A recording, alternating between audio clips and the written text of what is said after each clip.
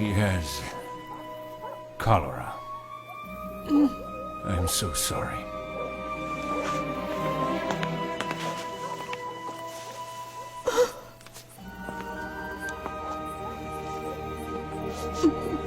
Papa, Mama, listen to me. I had a dream about the future. I will become an engineer, and I will be world famous for my inventions. Nikola, my son, before you were born, I made a solemn vow to God that you would serve him. If he heals you, you will become a priest. Papa, please. I know I will recover if I become an engineer, and then everything will work out for the best.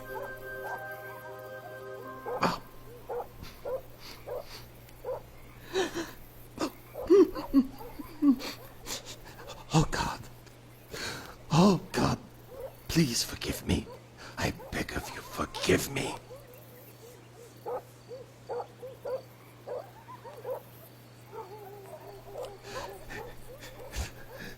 Yes, fine. You can be whatever you want to be. I give you my blessing.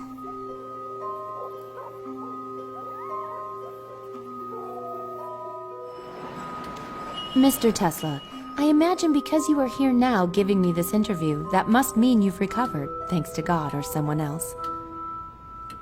Yes, to the complete surprise of everyone in my village, I made a complete recovery in just a few days. I continued in school, at the Graz Institute and Paris University, becoming a successful electrical engineer. The illness led me to discover abilities I never suspected I had. I started to have these clear visions. Flashes of light began to cover the pictures of real objects. In time, they simply replaced my thoughts. My mind developed a new and different process. Using this process, I could construct an invention in my mind first, where I could perfect it. And only after designing it completely in my mind would I then test it in the laboratory. That's the way it's been, all of these years. Stop that. Writing down the story of my life, you will need a lot of ink. Here, you can use this instead.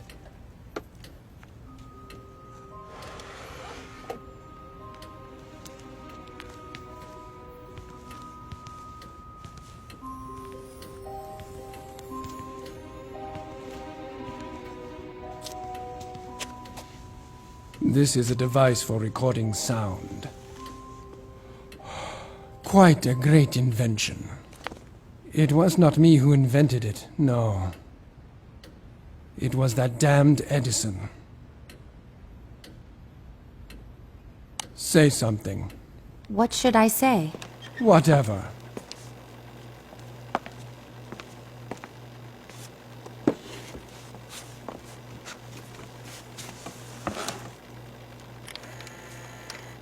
Say something. What should I say? Whatever. Now, let's start from the beginning. I first met Edison in Paris in the year 1882. I met him because of inept engineers. The Continental Company owned by Edison couldn't finish the construction of a power plant. A plant for the Strasbourg railway station. They promised to pay me $25,000 if I was able to figure out what the problem was. I managed not only to find the defect, but fix it. By spring 1884, the power plant was working. But when the time came to collect the $25,000 they promised me, the board of Continental refused to pay me. They told me that I had merely been a consultant to them. What crooks! I resigned at once. Well, I heard that you actually worked for Edison again after that. Yes, I was a young, vain fool. That first time should have taught me not to get involved with Edison again. I was even offered a chance to go to Russia at that time. I am Serbian. For me, it was more natural to become a Russian than an American. But Charles Batchelor from the Continental Company persuaded me. And do you know what he had to say? He said he knew only two geniuses in the whole world, me and Edison. He promised me the chief engineer position of his company in America. He compared me to the great Edison, who was an idol to me.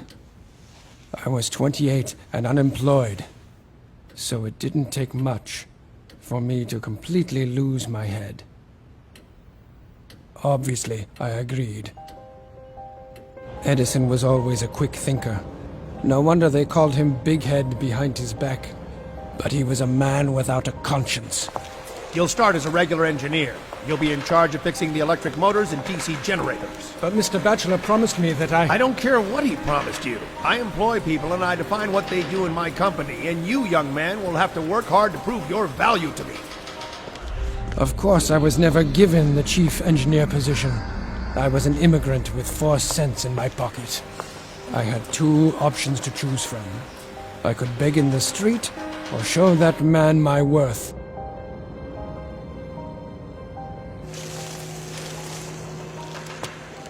I began to work like a man possessed. For 6 months I worked myself to death repairing DC electric motors 18 to 20 hours a day. But the more I worked, the more I understood that direct current was not perfect at all. So I started to design my own concept of a motor which would be able to produce a new kind of current. Alternating current.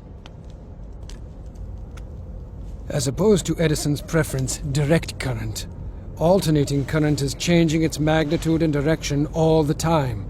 These changes are called the frequency.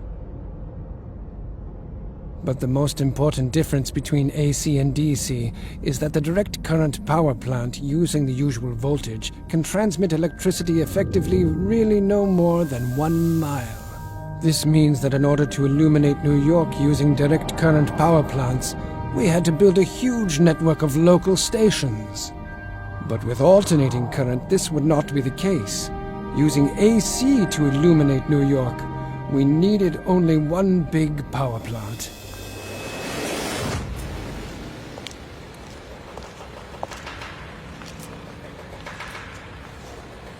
I have been told that you've been working double shifts. Why is that? Can't you keep up with your own job? I can. But I'm also working on the AC machine as well. But AC makes no sense. My DC generator works perfectly. Well, not quite. Show me. It could be improved. Take a look at what I've designed here. You have some brains, but you're a foolish immigrant. Now hear this. If somehow your crazy ideas can manage to improve my inventions, I will pay you $50,000. Understand? I'll do it.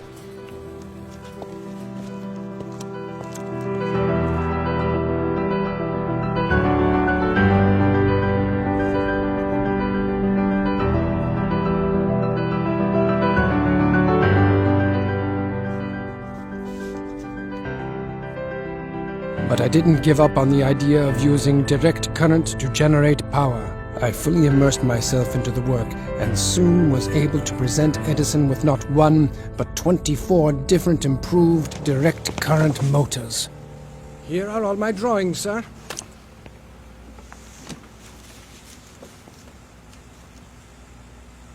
Not bad. That is, not bad for an immigrant. So when will I be getting my $50,000? 50,000? Young man, you don't seem to understand American humor. Taking into account your efforts, I'm willing to increase your salary from $18 a week to, let's say, $26 a week.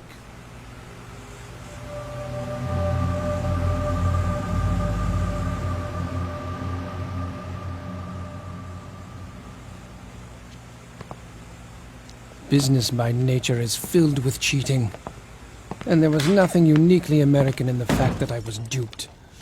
But it was one thing to be deceived by the functionaries in Edison's office in Paris, but here, I quit immediately. I was forever disillusioned in the great American inventor Edison. 1, 2, 3, 4, 5, 6, 7, 8, 9, 10, 11, 12, 13, 14, 15, 16, 17... Fine. Care to join me? Thank you. I try to keep to a schedule.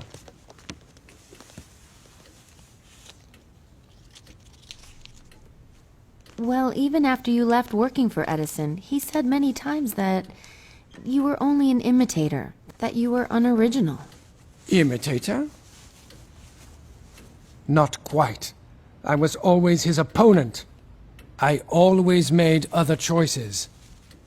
Consider the war of currents. I must admit, the 2 years after I left Edison were very hard. I had not a penny to my name. I never took money too seriously. I never did, except for at that terrible time. At that time, I worshipped every penny. My breakfast cost 4 cents. My dinner cost the same. And sleeping on a floor at night cost me 5 cents. This lasted for a year. In order to earn my living, I had to find part-time jobs. Day laborer, porter, digger of ditches. I lived for the moment. I had no money to think about tomorrow. When autumn came, I rented a single bed in a common room for 10 cents a night. What a luxury. Edison must have been gloating. But one day, everything started to change.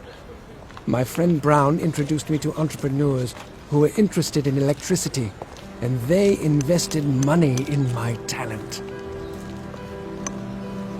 It was an amazing transformation. In one moment, I went from being a beggar to becoming co-owner and manager of a serious company dealing with the installation of new arc lamps in the streets. I thought it was ironic that I rented an office next to Edison's company. We had received many orders from all over America for our electrical products. Our business quickly became a success. I created models of generators, transformers, and all the necessary equipment for the operation of two-phase alternating current devices. I believed that alternating current was the future, although to others at that time my ideas seemed absurd. And finally, on the 1st of May 1888, I received 2 patents for my AC generator. The war of currents had begun. Mr. Westinghouse. Mr. Tesla, I'm so happy to meet you at last. Let's get straight to business. You know the Edison power plants are reliable. However, here's what I need. I need a solution that allows me to transmit electricity over long distances to my power plants. So, you see, currently I am looking for a better engineering solution. Well, I have some ideas here. Edison's direct current power plants dominated the nation's power needs. By 1887, almost 100 DC power stations were operating in America. Direct current has no frequency and doesn't change direction. DC generators can be connected much more easily and were more convenient for accumulating stations, but the DC has one huge disadvantage. Because of power losses in the wires, it is extremely difficult and expensive to transmit its power over long distances. After carefully examining Edison's DC patent, the famous industrialist George Westinghouse came to the conclusion that my AC generators were much more effective. So he offered me $1 million for all the patents I already had, and promised to pay $1 for each horsepower produced by generators designed by me. So I became a consultant for Westinghouse. That day I gave my dear friend Brown a check for $500,000 for everything he did for me. A new era began in my life.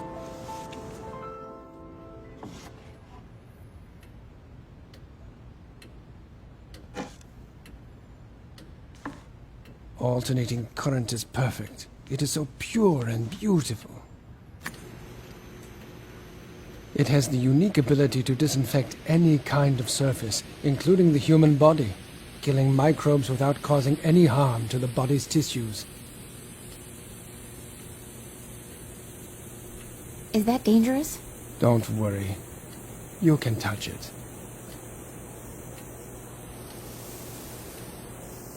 Go ahead. There's no need to worry, young lady. I've passed 1,000,000 volts of current through my body, and you see, I am still very much alive. If the frequency is above 700 hertz, the current simply flows over your body. Isn't it wonderful? Together with Westinghouse, we created the first stable working AC generator. Finally, Edison realized that his reign as the electricity king was coming to an end. Sir, a letter for Mr. Tesla.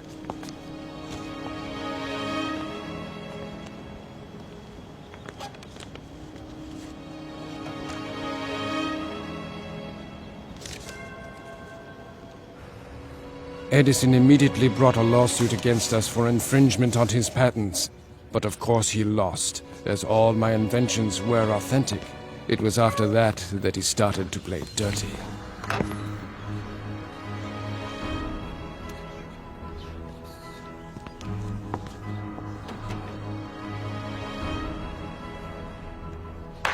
At Edison's instigation, a new type of execution was adopted. The electric chair. And of course it used my alternating current. Poor Westinghouse objected and even hired a lawyer for Kemmler, who was the first person in the world to be sentenced to death by electric chair. What a grisly way to die.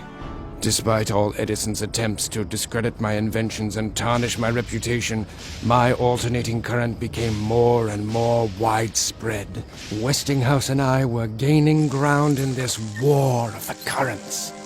But the sweeping success of AC played a cruel joke on my benefactor and supporter Westinghouse. One day his investors remembered about the agreement I had made with Westinghouse. He was obligated to pay me $1 for each horsepower generated by alternating current. By that time, there were so many AC generators, I would have received $12 million and been one of the richest men in the world. But the man who believed in me and in my alternating current would go bankrupt. So I tore up my contract with him. Westinghouse had to continue his fight for alternating current. That crazy Edison wouldn't leave us alone. He wanted to prove that our AC was worse than his DC so much that he filmed animals being brutally killed with alternating current and then showed these movies to the public. Yes, I remember in 1903, that poor elephant, Topsy. He electrocuted her to death. The soup is cold. And Edison lost anyway. In the end, you know what he did? He started producing his own AC power generators. And there have been no direct current stations built in 20 years. So, I won.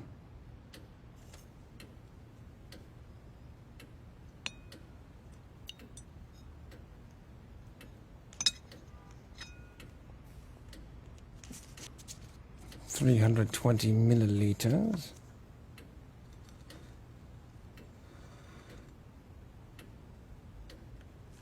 Plus or minus 15. Average to 2 by what are you doing? circumference. Well, it's a strange thing. But I can't really enjoy my meal if I don't know the exact amount of food which I'm going to eat.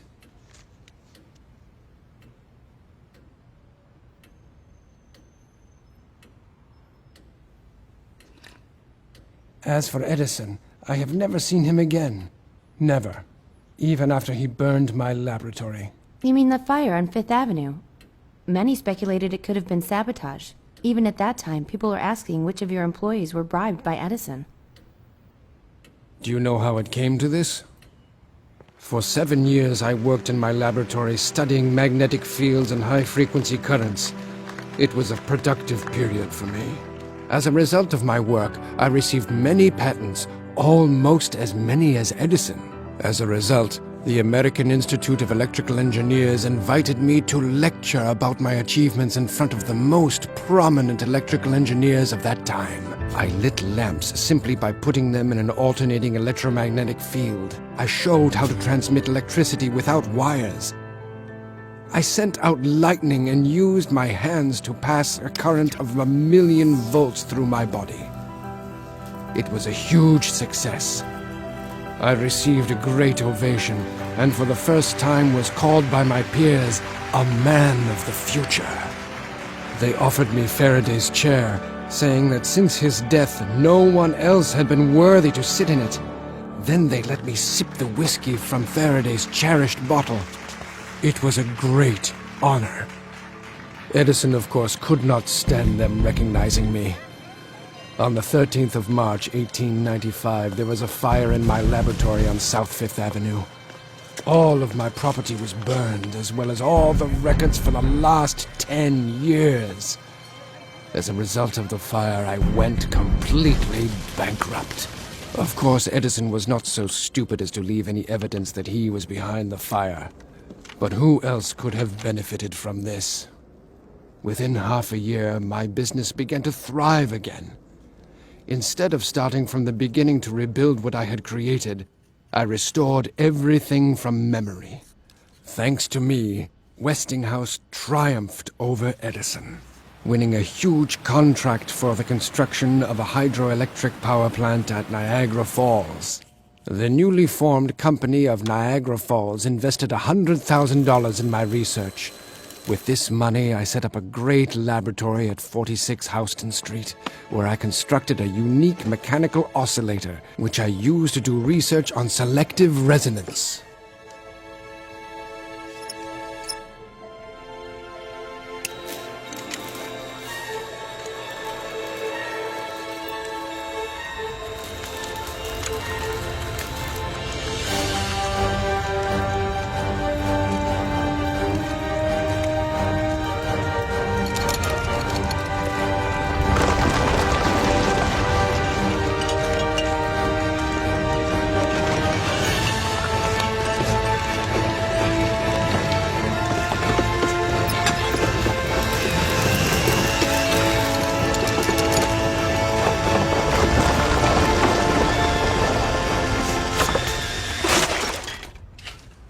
I could destroy the Brooklyn Bridge in a couple of minutes. That's what selective resonance means. It's possible to destroy any object you choose with a stationary, uniform vibration.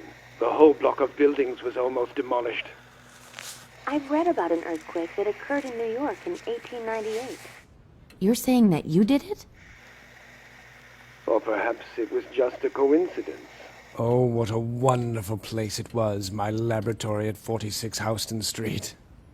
Time flew very fast there.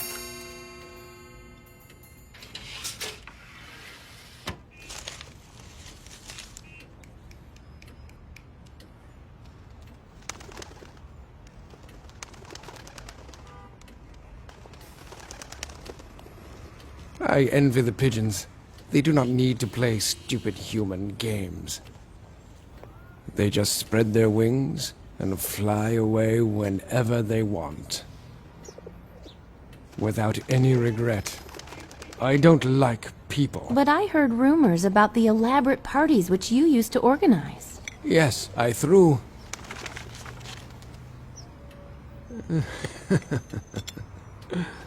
I threw great feasts, which were attended by the most interesting people of the time.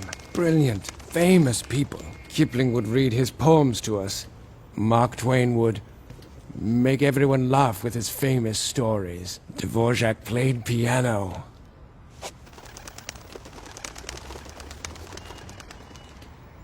And then I would take them all to my laboratory. I showed various interesting experiments, and we talked about the future of science. Those evenings were unforgettable. I met most of these people thanks to my friendship with Robert Johnson, the chief editor of Century magazine, and his wife, Catherine. Catherine and I became great friends because we shared a great love of poetry. I never met a woman with such exquisite literary taste. Together, she and I even translated and published a collection of Serbian poetry. But the poetry we were most impressed by were the poems of Jovan Zmaj.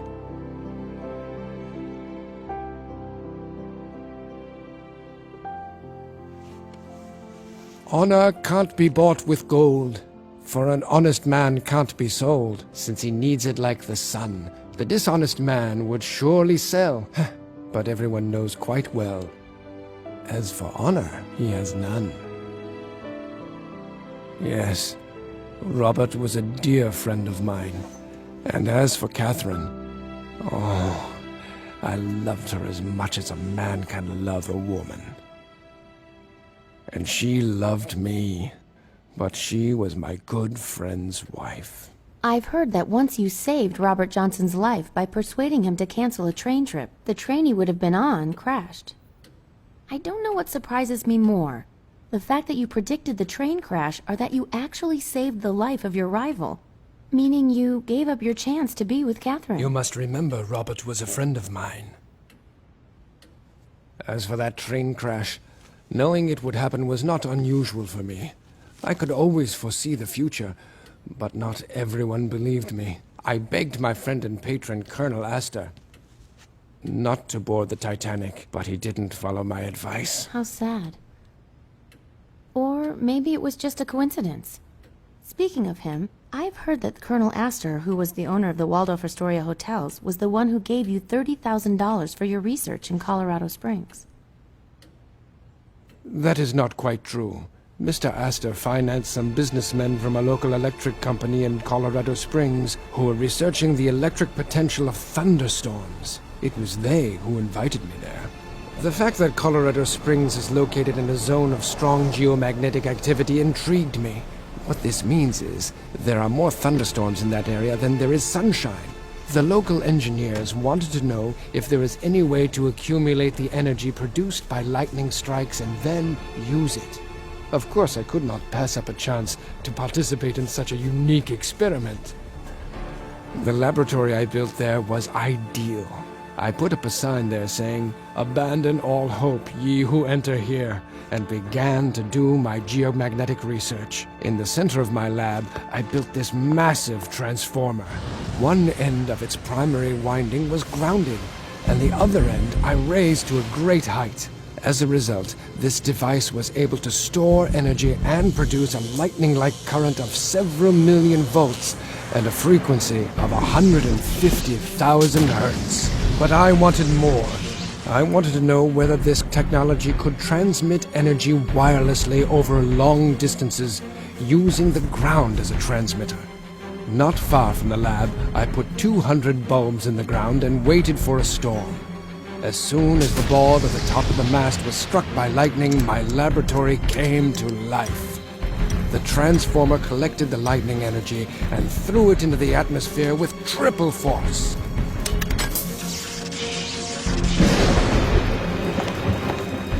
Try to imagine it. I had created man-made lightning that was 40 meters long. The energy flow covered the city. The entire city was literally saturated with electricity. I didn't expect such an effect, but my theories had been proven. I was able to transmit an electric charge wirelessly across the ground. 200 bulbs were lit at a 25-mile radius from the Tower Razam. Unfortunately, the local power station was not ready for such a large-scale experiment. The city's generator simply burnt out. After that incredible experience, I wrote an article about the possible uses of currents transmitted by high-frequency standing wave energy. This had practical application for lighting, heating, the control and movement of electric transport. Electricity could be used everywhere. It could be transported through the ground, in the air, used for automatic machines. The wireless uses of electricity are endless. Yes, I remember reading it. There were so many fantastic predictions. How to harness energy from the sun. Aluminum, the metal of the future. Using the Earth's internal heat. Transfer of electric power anywhere in the world without the use of wires. Interplanetary radio communications. It was that article I wrote that caught the eye of the well-known banker and industrialist John Pierpont Morgan. And he decided to meet with me. Imagine how much benefit wave energy could have for mankind. That sounds interesting. I want you to work on the development of radio communications. I need a cheap but reliable connection that will work so I can communicate over long distances. To get you started, I'll give you $150,000 to cover your costs of research. After that, we'll talk. Radio. What mediocrity. But I agreed to what Morgan asked of me. to have the opportunity to continue working on the wireless transmission of electricity. We bought several acres of land on Long Island and started the construction of a wireless transmission power station. It was a 57-meter tower frame with a steel shaft that went deep into the ground. A huge copper hemisphere which worked as a powerful amplification transmitter was installed at the top of the huge structure. The idea for the project was to use the resonant buildup of the ionosphere. I was sure that I could accumulate the energy extracted from the air anywhere in the world and use that energy in any kind of form, as an explosion of thousands of bombs or a man-made aurora borealis. I lit the sky for thousands of miles. However, Morgan, that blind man, wasn't inspired. There's something I still don't get. How can we use your light show for the purpose of transmitting radio signals? I'll explain, sir. The real future use of this experiment is As you know, communicating by Marconi means... sent radio signals from England to Canada 5 years ago. I invested in you because I knew about your outstanding abilities. But after what I've seen today, I still need a radio. Mr. Morgan. Sir. Sir, with this plant we can send energy for thousands of miles, not just some radio signals. You could have a second wireless tower I am not near the Niagara interested in Falls in things New unless York. they give me an immediate commercial profit. I need radio signal transmissions. Marconi! I want you to know I was 3 years ahead of Marconi, that simpleton. And that Russian Popov. In 1893, I developed my first radio 5 years before them. Morgan cut off all his funding. The Wardenclyffe project was shut down. In 1917, in the middle of the First World War, the tower, which could have been the beginning of free electricity, was destroyed. The United States government suspected that German spies might somehow secretly use the tower as a radio transmitter. However, Morgan didn't stop me from managing to achieve something monumental. I was able to conduct only one complete experiment under the Wardenclyffe project, but how great it was! To avoid any loss of life, I found the most remote location in eastern Siberia and sent through the ionosphere a huge burst of energy to Tunguska, and that is where it exploded. The entire northern hemisphere saw that light that I had created. Wait a minute. Are you implying that the Tunguska meteorite explosion was you? I'm not implying anything. I was forced to sign a non-disclosure agreement by the US government. But those who had eyes could see the truth. Come, take a look. No wonder those damn security services still keep track of me. What makes you think he's a federal agent? Shh. Because with the sheer enormity of my intellect, my mind could still create a massively destructive weapon. The Tunguska meteorite was only the beginning. I designed the rays of peace which could destroy thousands of planes 100 miles away. Every country would be able to defend itself with an invisible Great Wall by putting towers with the rays of peace along their nation's borders.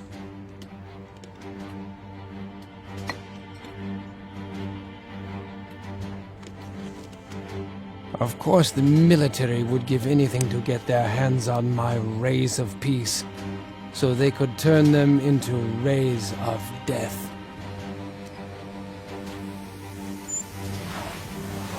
Because if my rays of peace were placed in a certain configuration, anything surrounded by them would be utterly destroyed. I could be the main secret weapon of the Pentagon, but I hate war. But that's the way our world works. Governments have a way of turning peaceful inventions into weapons.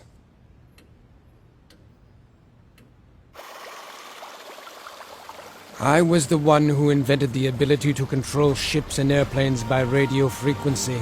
I introduced the first radio-controlled ship in 1898 during the New York Electrical Exhibition. Once I had perfected this technology, I brought about the era of larger, more practical toys.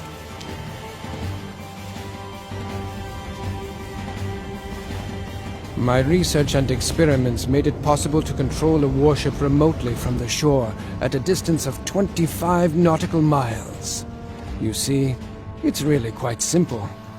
Continuous control is possible via an automatically received signal of disparity between the desired and present location of the ship you're controlling, so you can make any object move to wherever you want.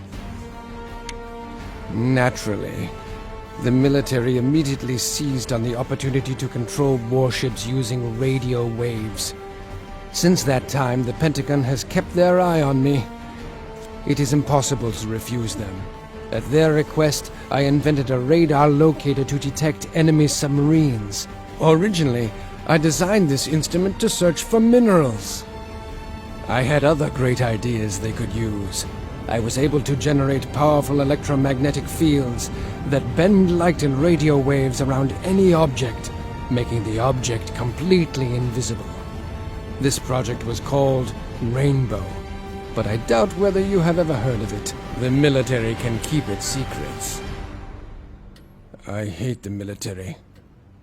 They enjoy spilling blood too much. I'd really like to do something for ordinary people. But regrettably, they're not ready for my inventions.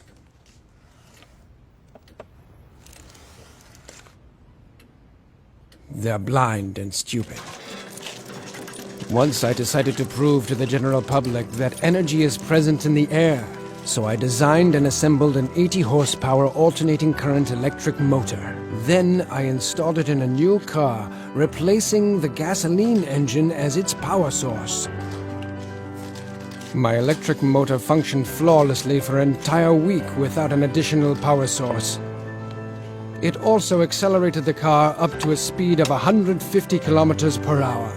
But to my great surprise, none of the entrepreneurs or the public were interested in my invention. It was astounding. Was there really no one who would be interested in something that cannot be sold? Because people would never have to pay for energy from the air. At that time, a couple of newspapers published articles accusing me of having connections with the evil spirit. This deeply offended me. I took my motor and never again showed it to anyone. When I lie quiet in bed at ease, then let my time be done. If you fool me with flatteries, till my own self's a joy to me. If you snare me with luxury, let that be the last day I see. Goethe. Right. The scene where Faust sells his soul to Mephistopheles. So you have no connections to dark forces?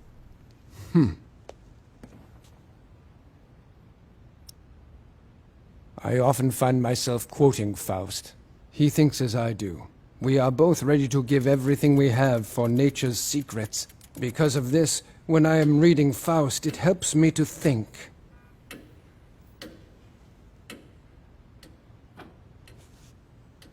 My greatest inventions were born while I was engrossed in poetry. In 1915, the Nobel Committee even wanted to give me the Nobel Prize in Physics, but I refused it. The reason? They wanted me to share it with Edison. I must admit, to his credit, Edison did the same. However, I couldn't refuse the gold medal of Edison given to me by the Institute of Engineers and Electrical Technicians. But the very sound of the name Edison annoyed me. So I cut the medal in half and used the gold to pay 2 of my secretaries for their work. Can I take the dishes and clean the room now? Take the dishes away, and leave us immediately. I can't stand earrings, especially pearls.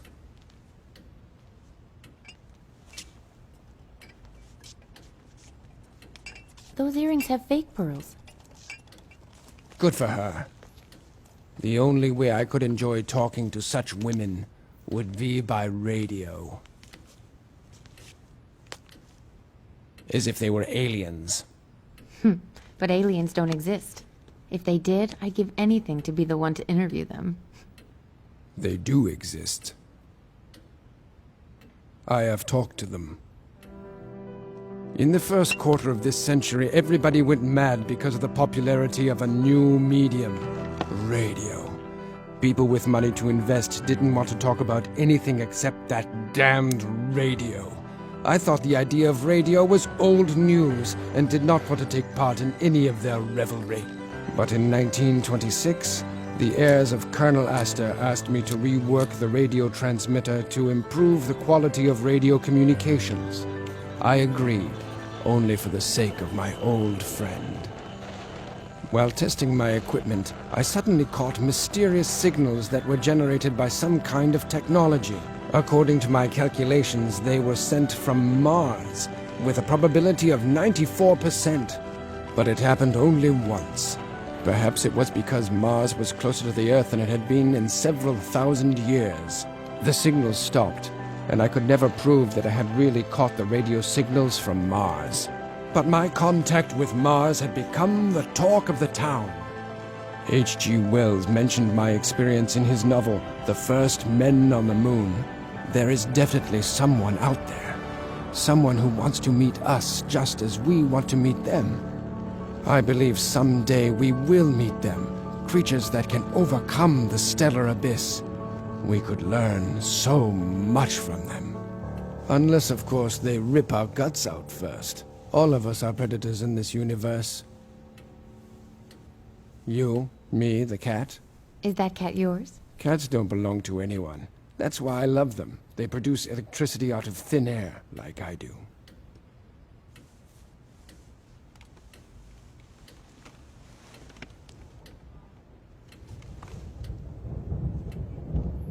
And like myself, cats have a free spirit.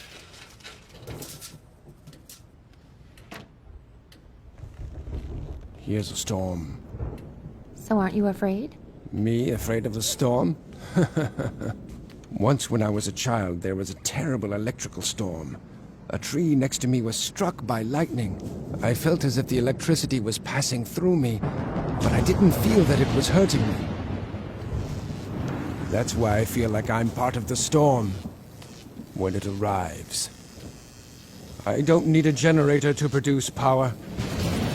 I understand the greatest mysteries of existence. I can control the energy of the universe. I possess that kind of power.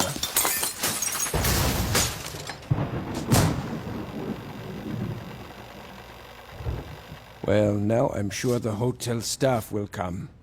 And the bill will come to about $200. Excuse me, sir. Can you explain this mess you created? I'll pay for it. Clean it up later. Now get out. Luckily, poverty doesn't threaten me anymore. I am the honorary director of the Belgrade Scientific Research Institute. They give me a fixed salary. The motherland helps. As I told you, I can foresee the future, and I will now make a prediction. You'll see one day money will love me so much that my face will appear on banknotes. You mean your face would be on money? Like Franklin, Lincoln, and Washington? I know it will. We've spoken enough of this. Now tell me about the future. You promised. Of course. But you must comprehend that the future begins right now. It should be common knowledge that corporations are buying advanced inventions and then putting them under wraps in order to have a monopoly on technology in this world. In spite of that, these inventions will slowly make their way into our world. Electric motors will replace internal combustion engines. People will talk across great distances using personal radios. Electronic calculation devices will be carried in a suitcase.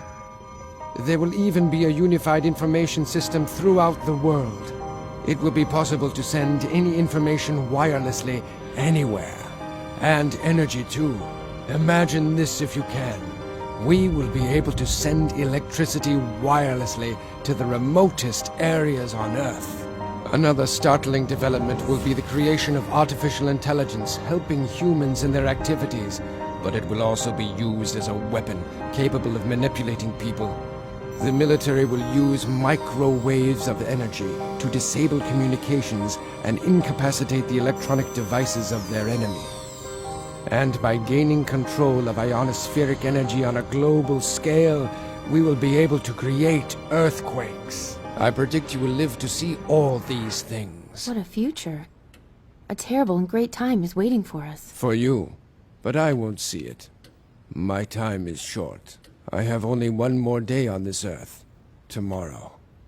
You're the last. No more visits, talks, or women. Women? Eleanor Roosevelt, the First Lady. She invited herself to be my guest the day after tomorrow. Unfortunately, Mrs. Roosevelt was so persistent that I couldn't refuse her without causing a public scandal. That is why my departing will solve the situation perfectly. In fact, that's why I agreed to meet you. Because I am out of time. But now that the story has been told, it is time for you to leave. But, sir, we haven't... I wish I could tell you much more about my many developments. Solar batteries, artificial intellect, gas turbines. But as I said, I am completely out of time. We will never meet again.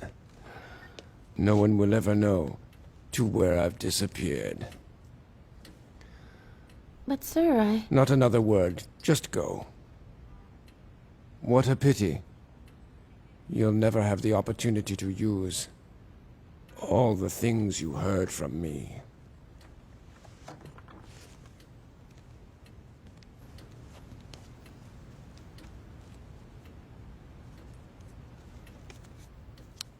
When I lie quiet in bed at ease, then let my time be done. If you fool me with flatteries, till my own self's a joy to me, if you snare me with luxury, let that be the last day I see.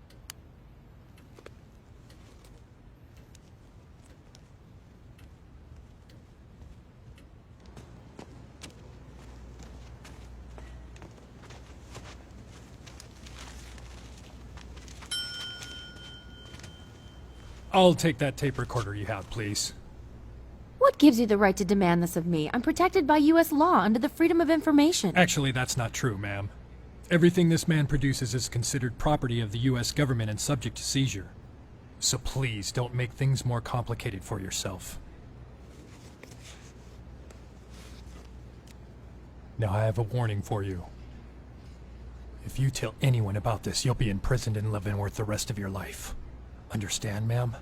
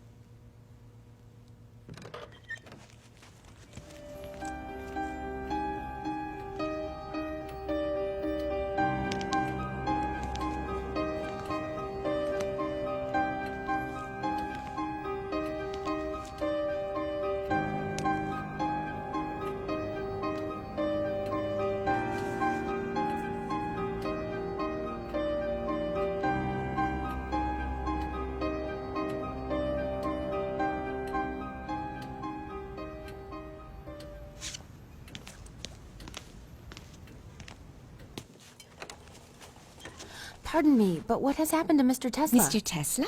He lived here, in this room. No such person ever lived in that room.